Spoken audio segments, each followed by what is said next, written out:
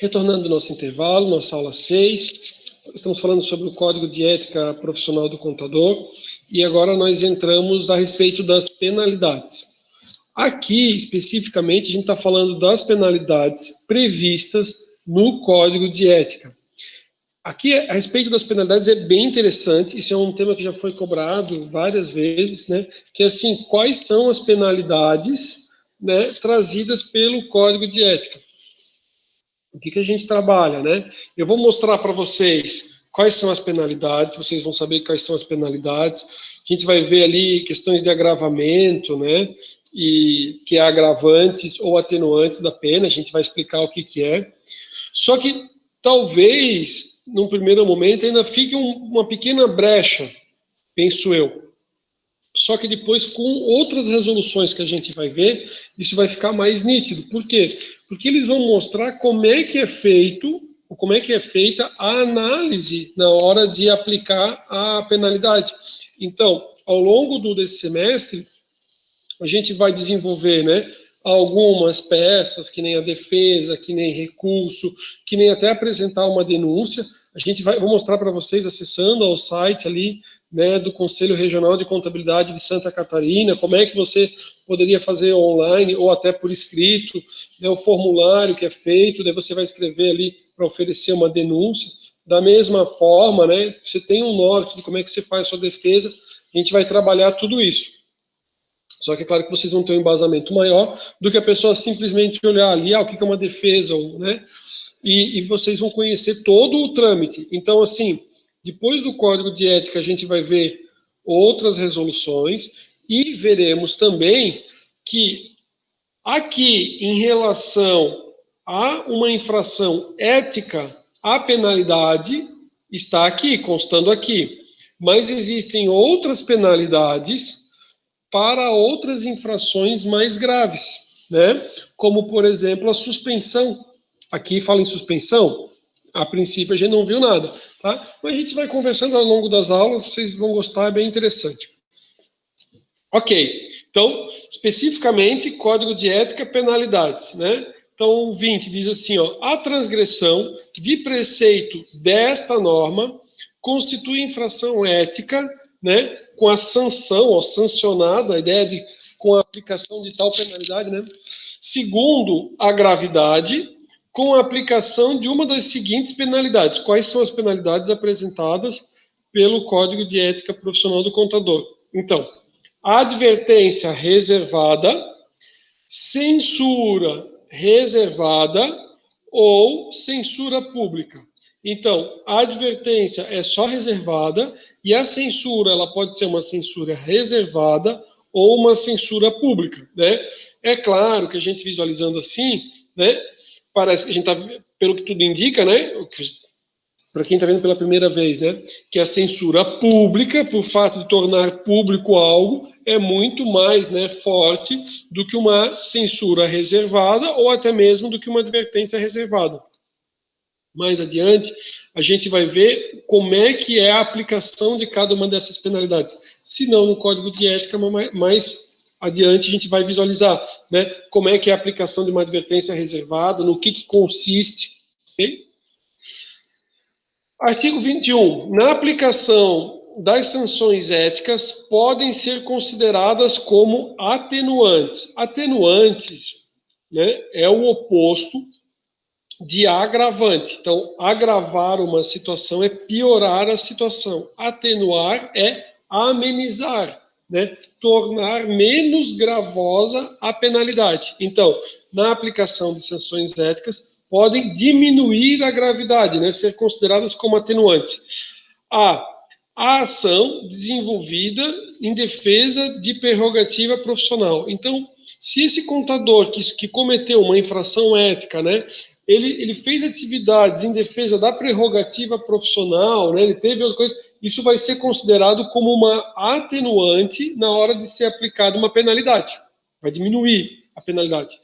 Também, letra B, a ausência de punição ética anterior. Isso é uma atenuante. Então, por exemplo, vejam comigo, Se você está respondendo ou alguém pede para você auxiliar ele na defesa de uma infração ética e essa pessoa nunca houve uma punição anterior, uma punição ética, você, né, na hora de escrever a defesa, né, importante, né, informar, né, destacar, frisar, ressaltar que a pessoa nunca teve uma punição ética anterior e que isso deve ser considerado para atenuar a penalidade a ser aplicada. Como é que se trabalha no direito, na questão do direito penal, e que é a mesma lógica aqui, né, para utilizar aqui numa aplicação de uma penalidade. Não fica aparecendo errado aqui. É o seguinte, agora eu entendi, essa tela lá, a mesa é mais baixa, então eu pensei que eu estava tendo que olhar muito para baixo, mas agora eu entendi. Professor, é tipo avisar que a pessoa não tem nenhum antecedente? Isso.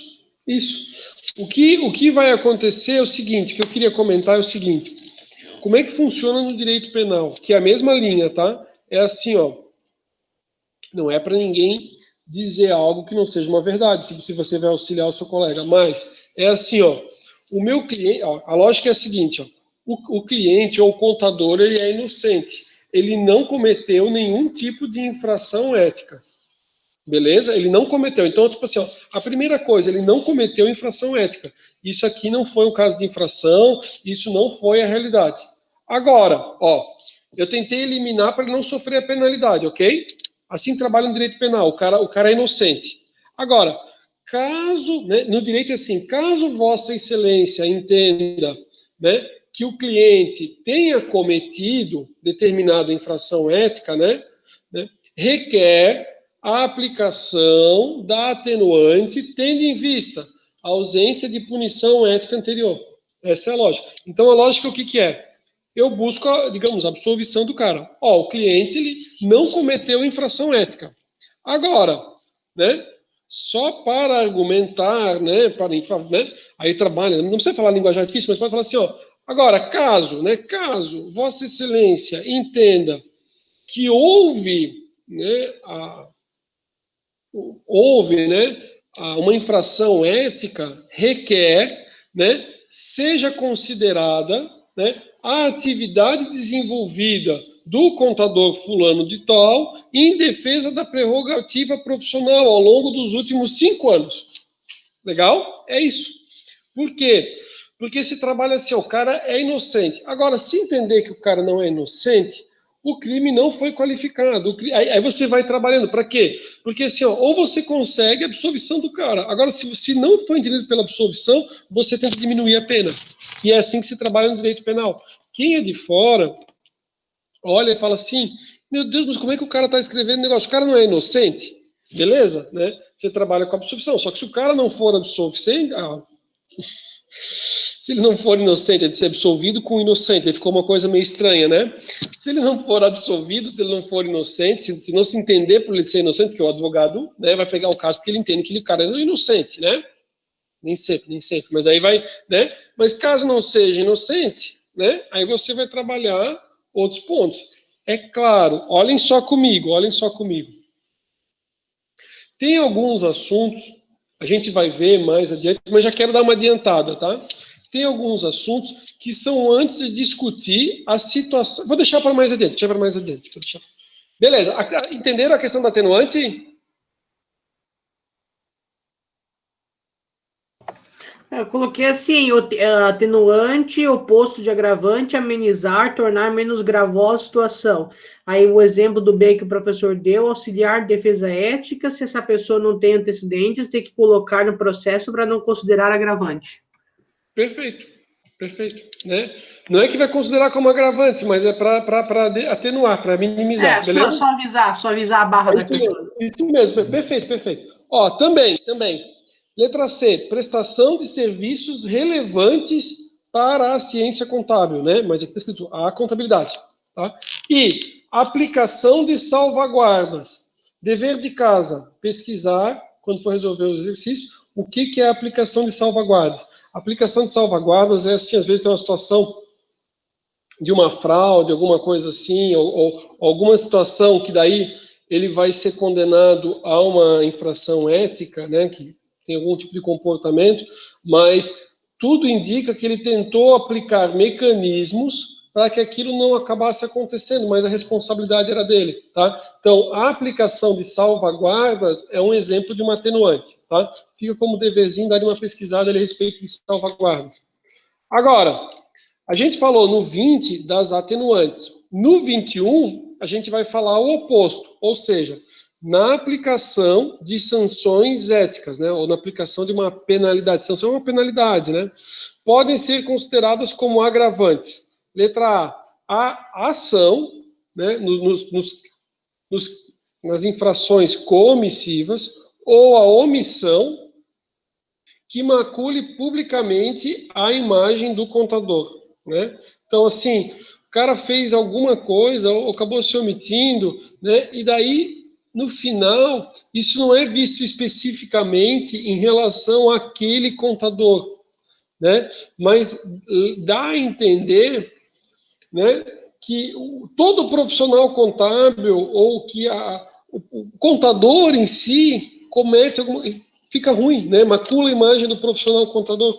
Quando, já comentei na aula passada, quando o contador chega e diz assim, isso deve ser feito assim, a população acata, vai dizer, não, o cara estudou, o cara sabe o que está dizendo, é isso, né? Então, você tem um profissional, às vezes, que comete uma infração ética grave ali, dependendo da situação, ele acaba, né, manchando a imagem, né, do profissional. Tá? Então, isso seria, com certeza, né, aqui já explicitamente no código, né, na norma, uma infração que tem a questão, uma agravante. Letra B, punição ética anterior transitada em julgado. O que acontece, né? A nossa lei maior, que é a Constituição Federal, ela diz assim, ó, que todos são inocentes até o trânsito em julgado. É o princípio da inocência. Até que você tenha condenação, e essa condenação tem ainda todas as instâncias, você é inocente. Por quê? Porque imagine o seguinte, ó, imagine que Davi mora em Balneário, Davi? Sim, professor. Ó, aí imagina, Davi é um cara inteligente, bem relacionado. Aí o Davi decide concorrer a um cargo público. E daí, digamos que uma outra pessoa também desejasse concorrer a um cargo público. Só que só poderia concorrer quem não tem nenhum tipo de processo, está com a ficha limpa, tudo certinho. Tô fazendo só suposição, porque é claro que não é assim, né? Mas só para vocês entenderem. Aí, se eu tenho interesse e eu vejo que o Davi pudesse ganhar, tá com uma vantagem, a população adora, né, na faculdade aqui todo mundo gosta dele, vai ter uma quantidade de votos muito grande, o que poderia ser feito? Poderia ingressar com o processo judicial, ele está sofrendo um processo judicial, logo, né, se a gente não zelasse pelo princípio da inocência, né, o cara está respondendo já o processo, pronto, já não pode mais concorrer, acabou a eleição para o cara. Não dá, né? Ou eu tenho uma pessoa que pode ser meu concorrente, dá-lhe processo no cara, o cara já está com o nome sujo, né? Já é culpado. Se fosse assim, ó, qualquer coisa o cara é considerado culpado, né? Ia ser uma, né? Eu sei que alguns podem pensar assim, será que o mundo, né, é assim cruel? Não sei dizer para vocês, né? Mas o que eu posso dizer é o seguinte: quando tem muito dinheiro envolvido, é complicado, né? Tenho um amigo que eu adoro de paixão e não tenho mais tanto contato. Mas sempre quando a gente fazia tipo um jogo, alguma coisa assim, ele falava para mim assim, Rafael, se eu faço o jogo, tu coloca teu CPF atrás. Tipo desses jogos Mega Sena aqui, né? Não entendo muito, mas eu acabava, Rafael, me dá tantos reais e a gente joga em conjunto, beleza. E se eu fazia, então, ele colocava o CPF. Por quê? Porque ele falou assim, Rafael, nossa amizade é grande. Só que, vamos pensar o seguinte, ó. Dante, tá aí, Dante? Se o Dante me dá 50 reais pelo jogo, né, para fazer um jogo, a Camila também me Tô dá aqui, 50, professor. Beleza, ó. O Dante me dá 50 pila, a Camila me dá 50 reais, eu jogo mais 50. E a gente ganha na Mega Sena acumulada, ok? Aí, tipo, Dante, colega da faculdade e tudo mais. Aí eu chego em casa, a mulher já tá chorando. Ela fala assim, eu sei que tu ganhaste na Mega Sena acumulada 50 milhões. Quanto que o Dante deu? 50 reais. Quanto que a Camila deu? 50 reais. Pergunto para vocês, a pessoa investir 50 reais e 50 mil não é bom? Aí esse meu amigo sempre diz para mim assim, Rafael, nós somos muito amigos. Jamais faria nada de forma nenhuma contra você, a gente tem, né, muita amizade. Só que assim, ó, se a minha mulher me colocasse na parede, meu casamento, ou você, pergunto, tipo, é verdade, né? Ele falou isso, eu falei, cara, tens toda a razão, né? Então, assim, a gente tinha por hábito. Por quê? Porque imagina que a mulher fala assim, Rafael, você tem 50 milhões na mão. Se tu der um terço para Dante, a minha esposa não faria isso, mas só para a gente simular, se fosse uma outra pessoa, né? E a pessoa botasse você, ou a família, reúne a família toda a família aparece, até aqueles parentes que o cara nem sabia que era parente aparece, e diz assim, ó, não dá nada pro Dante. Ou assim, ó, quer dar pro Dante dinheiro? Dá, mas dá para ele 100 mil, 100 mil. Tem 50 milhões? O cara deu 50 reais. Quem é que sabia do jogo? Quem foi que jogou os números? Ah, fui eu. Não, mas ele deu 50 reais, dá 100 mil pro cara, o cara vai ficar feliz, ele vai comprar um carro novo lá, ele já tem uma grana, né? Então ele falou assim, as pessoas são boas de coração, né? Mas assim, muito dinheiro, a gente não sabe o resultado final. E ele falou assim, Rafael, basta colocar teu CPF atrás, eu não consigo resgatar sozinho, tu não consegue resgatar o prêmio sozinho, a gente vai ter que resgatar o prêmio em conjunto e a gente nunca vai ter esse dilema ético. Né, para resolver um problema ali com um casal, com esposa e tudo mais, se vai ou não vai, acabou. Ok? Concordam? Concordam? Eu estou completamente fora. Ou só comigo que acontece esse tipo de coisa? Eu nem sabia disso aí, que dava pra botar o CPF atrás, que tu garantia teu direito. Sim, está escrito até atrás do jogo, ele pede para informar, ele tem um campozinho para informar o CPF. Se tiver o CPF ali, aquela pessoa que vai receber. Mas como todo bom brasileiro, a gente não lê as letras miúdas, né? Então. Não, dá uma olhada no verso, tá? Então porque daí um jogava e o outro já tinha anotado o CPF. Então, tipo assim, ó, um tem o bilhete, mas não tem o negócio. Não tem o CPF atrás. Né, professor? Eu acho bacana, tipo assim, eu sou bem eventual para apostar na Mega Sena, né? Aí eu resolvi fazer um jogo, né? Acertei dois números do jogo passado. 2 números, legal. Oh, se o Davi dissesse assim, acertei a quadra, eu já ia dizer assim, Davi, vamos conversar aqui, vem mais para cá, né? Eu já fiz até 3, né? Mas não sou tão. Eu tenho algumas pessoas na família assim que já fizeram mais. E agora recentemente o cunhado fez também 4 números, daí ganhou um dinheiro assim, mas não. Mas livro não ia concorrer comigo. Livro eu ganho todas, tá? Quando é concurso. Mais perto que eu cheguei de ficar rico foi na Mega da Virada, quando eu acertei 4 números. Mas isso dá um dinheiro, não dá? Quanto é que dá isso, Davi? Na Mega da Virada não tem quadra. Entendi. É só o 6 direto. Tá. Deixa eu tá gravando, enfim, né? Mas já que a gente tá conversando, um dia o Felipe comentou, né? Que ganhou R$2 num jogo, né? E eu também já fiz aquele tipo, só que eu acho que é tipo Loto Fácil, alguma coisa assim, porque no começo eu não sabia o nome dos jogos. E daí eu falei, como é que faz para jogar? Eu não consigo botar ele no chat agora. Não, tá aqui. Só um pouquinho. Foi, Felipe. E daí, Felipe, o que eu fiz? Eu não perdi a oportunidade, né? Eu cheguei na lotérica e falei assim, né? Falei normal, assim, mas um pouquinho mais alto, né? Eu falei, oi, tudo bom? Eu vim sacar meu prêmio que eu ganhei aqui não me lembro se era qual que era o jogo, né? Mas era tipo também esses R$2 ou R$2,50, sei lá. Aí eu sei que eu falei assim, vim buscar meu prêmio. Aí todo mundo do lado olhou, né? Aí era tipo 2,50, assim. Claro, tipo, se for um prêmio grande, você não busca na lotérica, né? Esses valores mais baixos, sim. Não sei quanto é que é. Mas se não, só na agência da Caixa. É divertido, ó. Vale a pena para quem ganhar fazer, né? Só que depois tem que deixar claro que o prêmio é baixo, né? Senão o cara ganha 2 pila, ainda é sequestrado, ainda faz um sequestro relâmpago no final por 2 pila, daí não dá, né?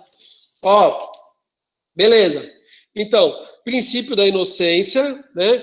Então, só vai ser considerado agravante se tiver trânsito em julgado. Isso aqui já caiu em questão, tá? Relacionado ao Código de Ética, que ele fala assim, ó, se teve punição ética anterior, mesmo que não transitada em julgada. Mesmo que não transitada em julgada, não. Somente punição ética anterior que já teve o trânsito em julgado. O que significa trânsito em julgado? Aliás, eu comentei e não falei o que significa isso. Trânsito em julgado significa assim, ó, todas as possibilidades de recursos foram exauridas.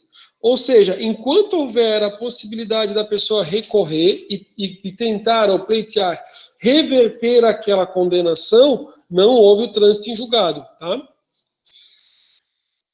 Quero comentar com vocês algo que é muito importante, algo chamado tempestividade e intempestivo. Eu comentei, acho que em ética geral, quando a gente está falando sobre ética geral.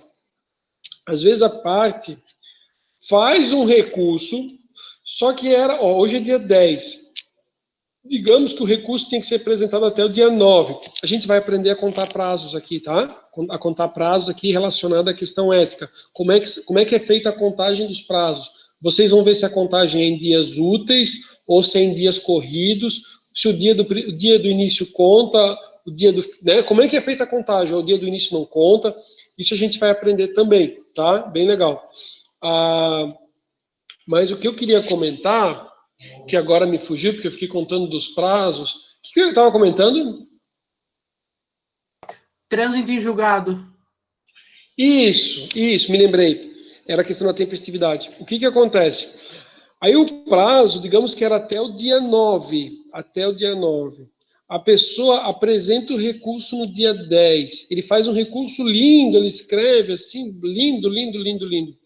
Aí o juiz fala assim, olha, né, isso em processo judicial, tá? E vocês vão ver, assim, como contadores, vocês vão acabar acompanhando, porque às vezes o cliente vai trazer um problema para vocês, vai dizer, meu advogado entrou, olha aqui, ó, olha o que aconteceu. E daí ele vai dizer assim, o juiz fala, né, olha, vi aqui, né, não dessa forma, né, mas é tipo assim, ó, a parte apresentou o recurso, né, entretanto, intempestivo. Ou seja, é lixo aquele papel do cara, aquele recurso. Por quê? Porque ele tinha que ter apresentado até o final do dia 9. Apresentou no dia 10. Fora do prazo, não tem validade. Então o cara diz assim, eu vi que a parte apresentou recurso, embora intempestivo, né? Nego o provimento. Aí, né, não vai dar nada. Aí o advogado mostra, daí a pessoa não entende nada, ele fala assim, o doutor fez, né? Quanto é que é? R$2.000 esse recurso. Daí o cara paga R$2.000. O cara entrou fora do prazo, né? Professor, a pessoa acha que o advogado cobra? Acho que não, né? Acho que não.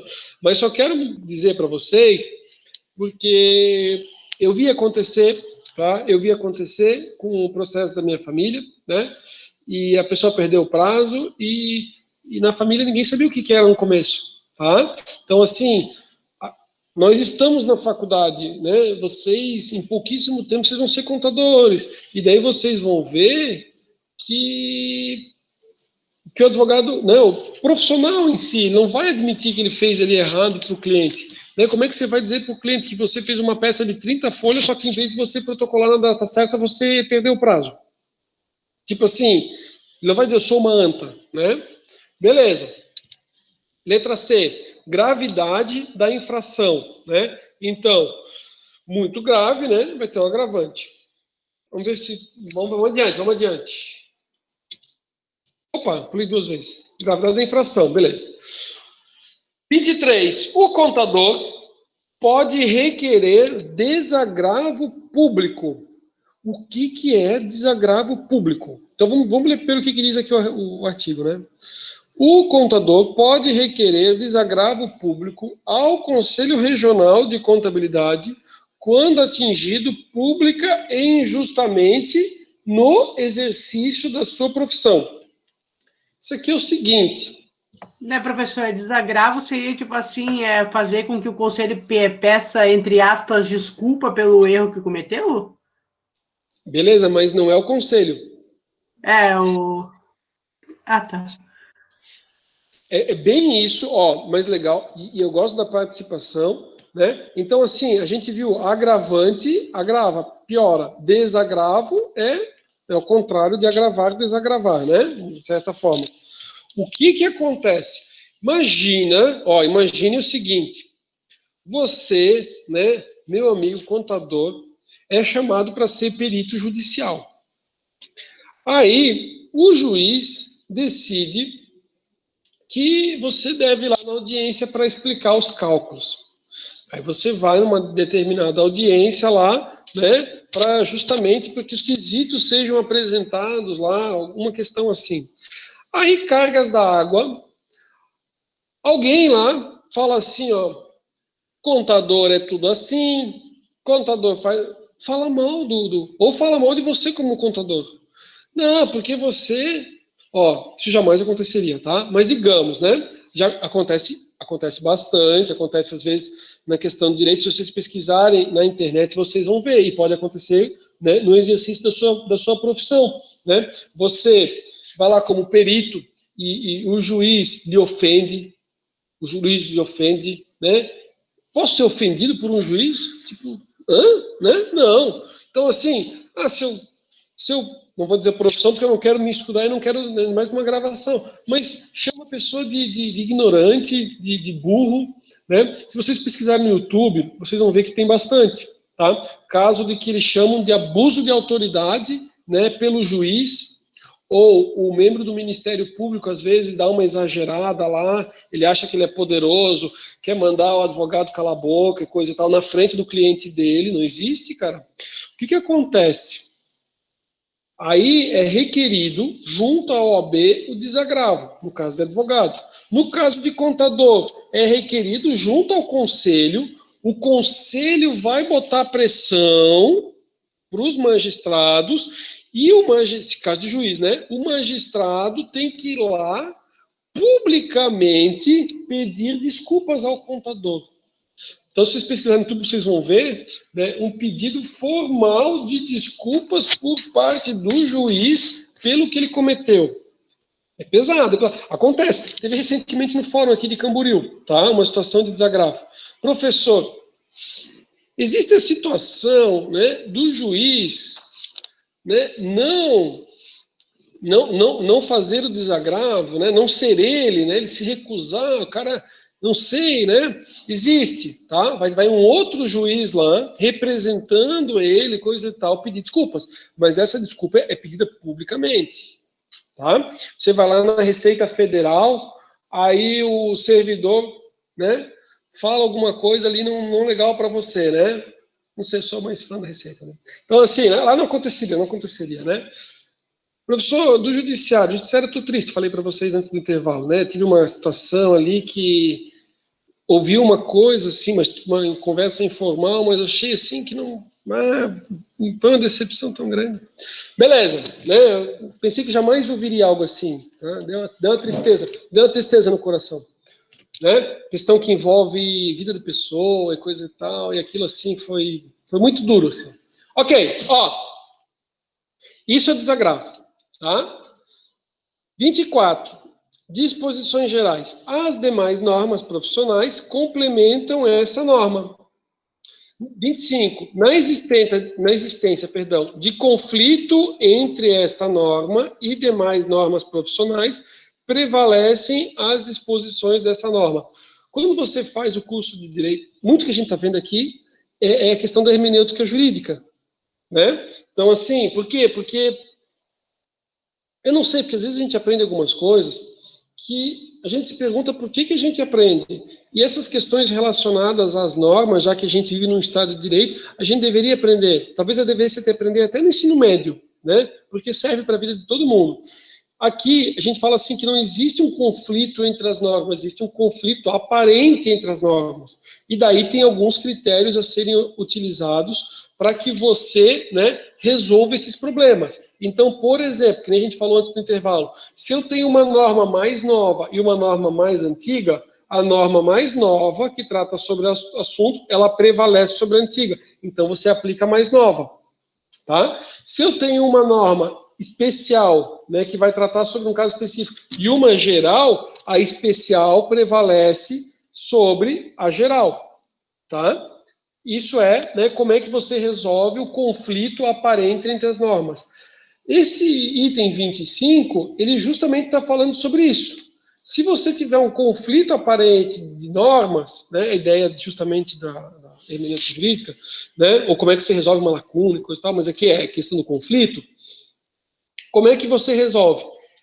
Esta norma, ou seja, o Código de Ética Profissional, ele prevalece sobre uma outra que esteja falando de uma forma diferente. Então, assim, tem um conflito. Qual é que eu devo aplicar? Eu devo aplicar a resolução agora que entrou em vigor em 1º de junho ou uma que era lá de 2007? Quando é que aconteceu? Foi agora.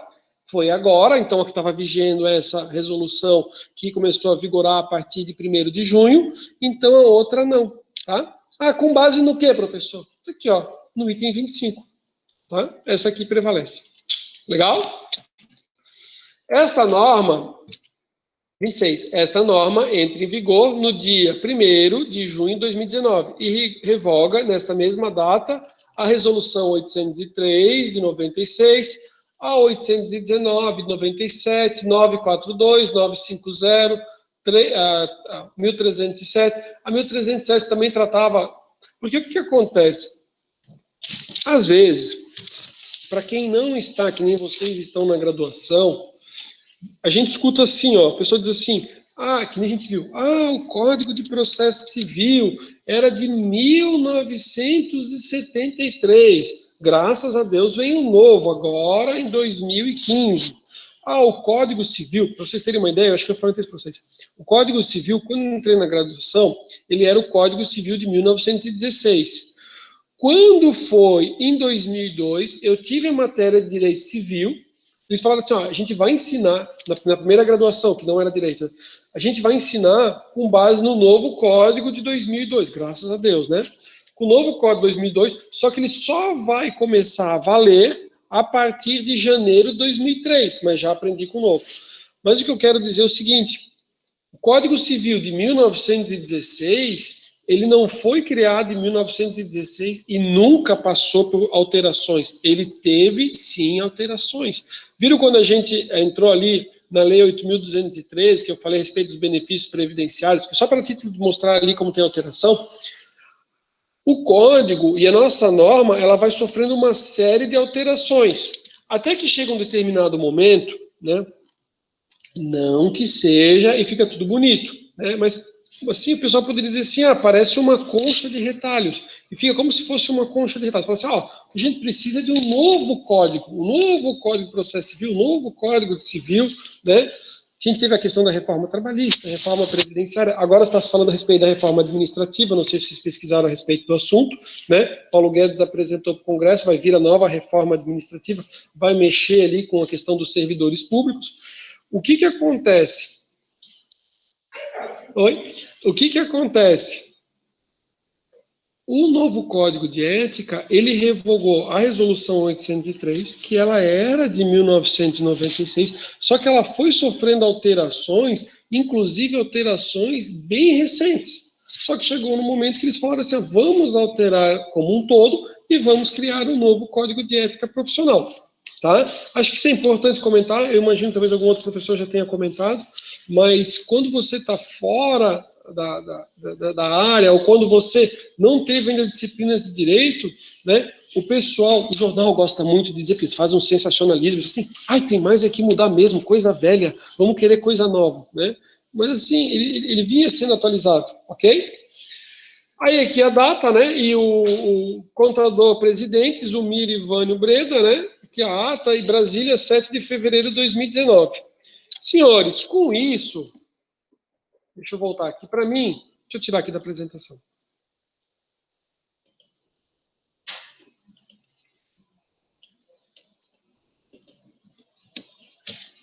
Com isso, então, né, nós trabalhamos, a gente fez uma visão do Código de Ética Profissional. O que a gente vai fazer agora? Eu vou disponibilizar um tempo. Antes de eu começar a gravação, a gente em conjunto, né, postou lá o material. Na hora do intervalo, a gente postou lá o material que aparece, né, um exercício para vocês fazerem. São em torno de umas 20 questões objetivas. Vou dar um tempo para que vocês, né, comecem ali a responder, né, façam ali as questões e depois a gente começa a resolução. Eu acredito que talvez a gente não consiga resolver todas, mas a gente já podia, no dia de hoje, começar a resolução de algumas, né? Então, eu vou dar um tempo de vamos dar um tempo de uns 27 minutinhos, o que vocês acham? 27 minutos, e daí, daqui a 27 minutos, a gente retoma e a gente começa a fazer a correção. Se a gente conseguir corrigir todas, excelente. Se a gente não conseguir, né, corrigir todas, a gente finaliza no nosso encontro da semana que vem, beleza? Vou dar um tempo para que vocês respondam. Antes da gente começar a responder, eu vou confirmar, né, pelo chat, como é que vocês estão ali no desenvolvimento, na resolução. Caso alguém, né, não esteja ali no sala de aula, me manda um WhatsApp, que daí eu mando esse exercício para que a gente resolva, tá bom? Daqui a 27 minutinhos, 9h40, aí a gente começa a resolução. Um abraço, pessoal, e até daqui a pouco. Um abraço, valeu.